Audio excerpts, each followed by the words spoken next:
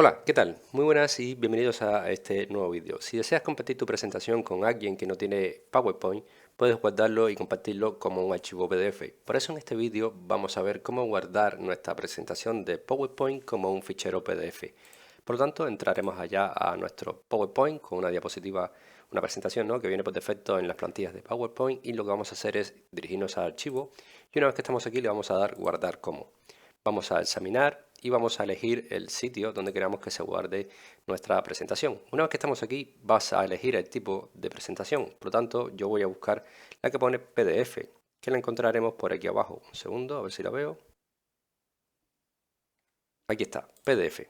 Vamos a elegir el tamaño, ¿vale? O podemos elegir el estándar o un tamaño mínimo, ¿vale? Para poder hacer esto un poco más reducido de tamaño, pero yo lo voy a dejar en estándar. Voy a elegir el escritorio, le damos un nombre y una vez que tengamos hecho esto le vamos a dar guardar.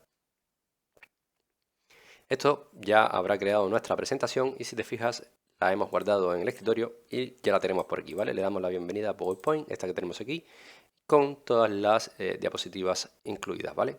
Por lo tanto, así de sencillo es como podemos crear un PDF a partir de una presentación en PowerPoint. Espero que este vídeo te haya gustado, te haya ayudado. Si es así, como siempre te digo, te invito a que me dejes tu like, suscríbete a nuestro canal y por supuesto nos vemos en un siguiente vídeo.